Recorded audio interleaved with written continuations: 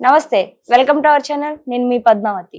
ఈ రోజు మనతో పాటు ప్రముఖ ప్రొడ్యూసర్ చిట్టిబాబు గారు ఉన్నారు. ఆయనతో మాట్లాడి మరిన్ని విషయాలు తెలుసుకుందాం. చూసేసేయండి. నమస్కారం సార్. నమస్తే. సార్, యాక్చువల్ గా మంచు మనోజ్ గారి విషయంలో ఇప్పటికీ ఇంకా దానికి సంబంధించిన చర్చలు అనేవి జరుగుతూనే ఉన్నాయి. అయితే ఒకరి మీద ఒకరు కేసులు పెట్టుకోవడం వరకు ఒక ఎత్తు అయితే, మంచు మోహన్ బాబు గారు ఆయనకి బెయిల్ కావాలి అంటూ ఒక పిటిషన్ అనేది వేశారు. అయితే హైకోర్టులో ఆ పిటిషన్ ని కొట్టేశారు.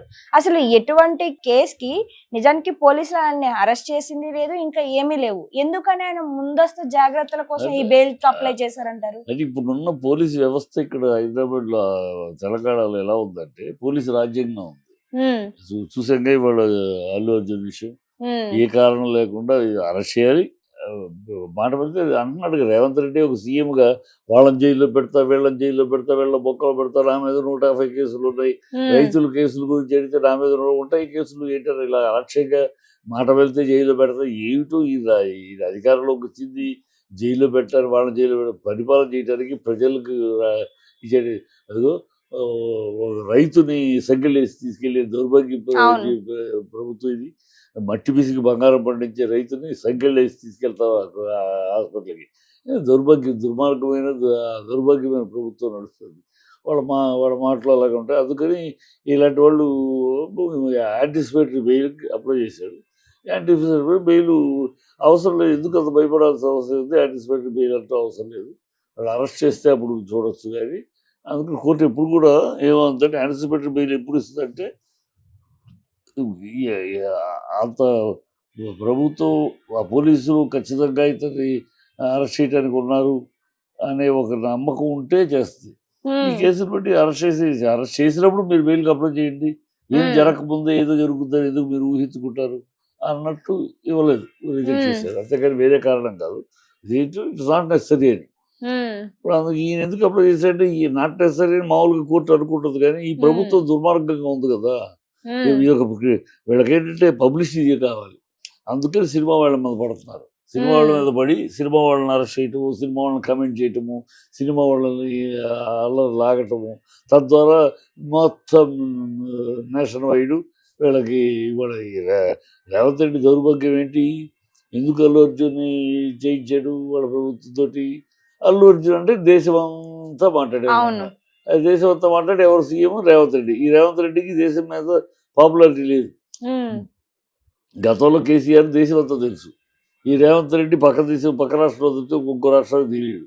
ఉండటానికి పర్సనాలిటీ కానీ ఆ హుందాతనం కానీ అదేమీ కూడా లేదు. కనుక ఏదో కాంగ్రెస్ ముఖ్యమంత్రి అనుకుంటుంది. కాంగ్రెస్ ముఖ్యమంత్రి సోనియా గాంధీ కాళ్ళ దగ్గర, రాహుల్ గాంధీ కాళ్ళు తీసుకొని బతికే వ్యక్తుల్లో ఒకడు అన్నట్టు చెప్తే ప్రజల్లో పెద్దగా గుర్తింపు లేదు. అయితే దాన్ని దేశవ్యాప్తంగా గుర్తింపు పొందటానికి ఒక అల్లు అర్జున్ లాంటి స్టార్ మీద అటాక్ ఇస్తే మొత్తం దేశం మొత్తం మాట్లాడతారు. అది జరిగింది. అసలు ఆయనకి ఆ పబ్లిసిటీ పిచ్చి తను తాను ఎందుకంటే కేసీఆర్తో పోల్చుకుంటాడు. కేసీఆర్ దేశం మొత్తం పాపులరు, నేను తెలంగాణ ముఖ్యమంత్రి అయ్యాను, నేను దేశం మొత్తం పాపులర్ అవ్వట్లేదు. ఆయన అయ్యాడంటే 14 ఏళ్ళు పోరాటం చేసి రాష్ట్రాన్ని సాధించి అయ్యాడు దేశాలకు. అందరు ఎంపీలతో మాట్లాడి అన్ని రాష్ట్రాల ఎంపీలతోటి ఏకం చేసి సాధించగలరు. ఆయనకు అందరికి పాపులర్. నువ్వు ఏం పీకేవా? నువ్వు పాపులర్ అవడానికి ఏదో అంత్యకారులు గుట్లో పడ్డవాడు. నువ్వు ఏం పీకేవు? రాష్ట్రానికి ఏం చేసావు? తెలంగాణ కోసం నువ్వు ఆనాడు చంద్రబాబు పక్కన 2 గంటల సిద్ధాంతం చంద్రబాబు దగ్గర కూర్చున్నాను. నేను చేసింది కనుక ఎందుకు ఉంటుంది గుర్తింపు? అదే నాకు గుర్తింపు లేదని ఏడుపు, దానికోసం ఏదో చేస్తూ ఉంటాడు. ఇప్పుడు ఈయన నెక్స్ట్ మోహన్ బాబుని కూడా లాగితే మాట్లాడుకుంటారు కదా, దేశంతో మాట్లాడతారు కదా. అది ఆ చిల్లర ఆలోచన మరొకటి లేదు. అంటే పొలిటికల్ గా స్టంట్ వేస్తున్నారు. అంటే ఎలా అయినా సరే నేను కూడా ఒక ఫేమ్ తెచ్చుకోవాలి అనే ఒక ఊహతోటి దానికోసం ఇక్కడ సెలబ్రిటీస్ ని పట్టుకుంటే సెలబ్రిటీస్ తో పాటు మనకు కూడా ఫేమ్ వస్తుంది అనుకుంటున్నారంటారా? అంతే చిల్లర ఆలోచన తప్పితే మరొకటి లేదు. మరణం జరిగింది, చావు జరిగింది. ఆ చచ్చిపోయిన అమ్మాయి రేవంత్ తాలూకు హస్బెండ్ కూడా ఈ అల్లు అర్జున్ గారికి దీనికి సంబంధం లేదు. ఆయన వచ్చారు, ఆయన వల్ల మా భార్య చనిపోవటం తప్పుడు మాట, ఆయనకి అరెస్ట్ చేయడం తప్పు అని ఆయన కూడా అన్నాడు. అలాంటి స్టేజ్లో ప్రభుత్వానికి ఎలా ఆయన తప్పు దోషిగా కనపడ్డాడో అర్థం కాదు. ఇప్పుడు పోలీసులు ఫెయిల్యూర్ ఇది. థియేటర్ యజమాని యొక్క ఫెయిల్యూర్. థియేటర్ యాజమాన్యం ఫెయిల్యూర్ కూడా కాదు. వాళ్ళు 3 రోజుల క్రితమే అడిగారు, ఇలా వస్తున్నారు, హీరోని వస్తున్నారు, హీరో వస్తుంది. సో థియేటర్ కానీ వినిపిస్తున్న వార్తలు అలా లేవు కదండి. వాస్తవానికి ఏమంటున్నారు అంటే అల్లు అర్జున్ గారు ఎటువంటి ఇంటిమేషన్ ఇవ్వకన్నా థియేటర్ అదే దగ్గరికి వచ్చారు అని ఈ అంటున్నారు. ప్రభుత్వం పచ్చి అబద్ధాలు నిన్న వాళ్ళు మొత్తం రిలీజ్ చేశారు కదమ్మా. వాళ్ళు పంపించే లెటర్తో సహా వాట్సాప్లో రిలీజ్ చేశారు. వాళ్ళు ఇచ్చే లెటర్ 3 డేట్తో సహా పలానా డేట్లో ఇచ్చారు. 3 రోజుల క్రితం ఇచ్చారు. 4వ తారీఖు అంటే వాళ్ళు 1వ తారీఖు ఇచ్చారు. 1వ లెటరు ఇలాగ వస్తున్నారు, 4వ తారీఖు షోకి వాళ్ళు వస్తారు, హీరో హీరోయిన్ మిగతా ఇతర ఆర్టిస్టులు కూడా వస్తున్నారు, సరే కావాల్సిన ప్రొడక్షన్ అరేంజ్ చేయండి అని. వాడు చేయలే. ఎందుకు చేయలే వాళ్ళు? డబ్బులు.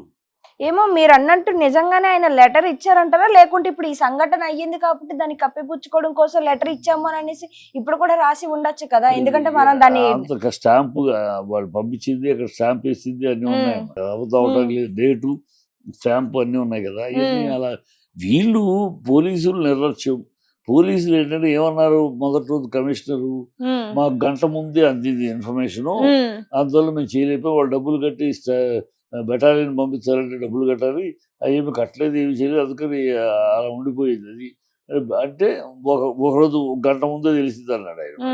మరి లెటర్లో 3 రోజుల క్రితం ఉంది. ఇలాగే అరవింద్ అర్జున్ యొక్క స్టాఫ్ కూడా, ఆయన సెక్యూరిటీ పర్సనల్ స్టాఫ్ కూడా 3 రోజుల క్రితం వాళ్ళు లెటర్ పంపించారు. దాన్ని పట్టించుకోలేదు. ఈ థియేటర్ వాళ్ళు పంపించేది పట్టించుకోవాలి, డబ్బుల కోసం అని. థియేటర్ వాళ్ళు డబ్బులు ఇవ్వాలని. డబ్బులు ఎందుకు ఇవ్వాలి? డబ్బులు ఈ పబ్లిక్ ఇష్యూ, పబ్లిక్ మీ బాధ్యత, పోలీసుల బాధ్యత. జనాలు కూడారంటే ఆటోమేటిక్గా సెటిల్ చేయాల్సిన బాధ్యత ఇది. అది చేయకుండా ఉంటే వాళ్ళే డబ్బులు ఇచ్చి పిలిపించుకుంటారు అని ఒక చిల్లర ఆలోచనతో జరిగింది.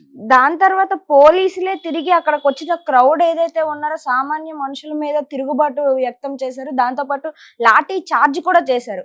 అసలు లాఠీ చార్జ్ చేయడం అనేది ఎంతవరకు కరెక్ట్ అంటారు? పోలీసులు బాధ్యత. లాఠీ చార్జ్ చేయడం, జనాలు విపరీతమైనప్పుడు, జనసందోహం పెరిగినప్పుడు పోలీసు చేస్తారమ్మా. సెటిల్ చేయకపోతే దాన్ని తప్పట్లేవు. కానీ ఆ చనిపోయిన దానికి కారకులు మీరు సరైన స్పందన కానీ సరైన సెక్యూరిటీ లేకపోవడం మీరు ప్రభుత్వం అసలు ఈ బంధువులు ఈ షోలకు ఇవ్వద్దు పర్మిషను. ఇప్పుడు కోమటిరెడ్డి ఇప్పుడు పెద్ద సొంతపూసలాగా మేము ఇవ్వమని అంటున్నాడు. కానీ మరి మేము ఆ రోజు వద్దని మా లాంటి వాళ్ళు వినతి పత్రం ఇచ్చాం. ప్రభుత్వం స్పందించకపోతే కోర్టులో వేసాం కేసు. కోర్టులో మా నాళ్ళు వేసేది ఈ విషయంగానే. అది వేస్తే కోర్టులు టైం లేదు, దానికి 17వ తారీఖు దానికి వేశారండి. 17వ తారీఖు దాని మీద చర్చిస్తామని. మరి మేము ప్రభుత్వాన్ని అడిగాం కదా, వద్దునైనా ఈ దద్దా కార్యక్రమం, ఈ బెనిఫిట్ షోలు, ప్రీమియర్ షోలు, అర్ధరాత్రులు, ఈ షోలు డోంట్ అలౌ, ఇవ్వద్దు, పర్మిషన్ ఇవ్వద్దు అంటే ఆ రోజు ప్రభుత్వం ఎందుకు ఇచ్చింది? బుద్ధిహీనం, చెబితే కూడా విజ్ఞత లేకుండా ఇచ్చేది. ఇప్పుడు మాట్లాడుతున్నాడు కోమటిరెడ్డి, మేము ఈ మీదట స్పెషల్ షోలకి వాటికి పర్మిషన్ లేదు తెలంగాణలో. ఇది ఆ రోజే ముందే ఉంటే అసలు ఇంత గొడవ తింటేది కాదు కదా. ఆ రోజే మీరు బంధించు కదా. అంటే అనాలోచితమైన ప్రభుత్వం ఇది. ఆ విజ్ఞత లేని ప్రభుత్వం ఇది. వివేకం నశించిన ప్రభుత్వం ఇది. ఈ ప్రభుత్వానికి అర్ధజ్ఞానం అజ్ఞానం తెచ్చి మరొకటి లేదు. కనుక ఇవన్నీ చేస్తుంది. మళ్ళీ తర్వాత ఇంకోటి మీద నెట్టడానికి ప్రయత్నిస్తుంది. మళ్ళీ ఇప్పుడు రేవంత్ రెడ్డి తమ అన్న నా సాగుకు కారణమే అని, రేవంత్ రెడ్డి అన్నయ్య కారణం అని లెటర్ పెట్టి మరీ చచ్చిపోయాడు. అవును. దాని మీద కేసు ఎందుకు లేదు? ఎందుకు?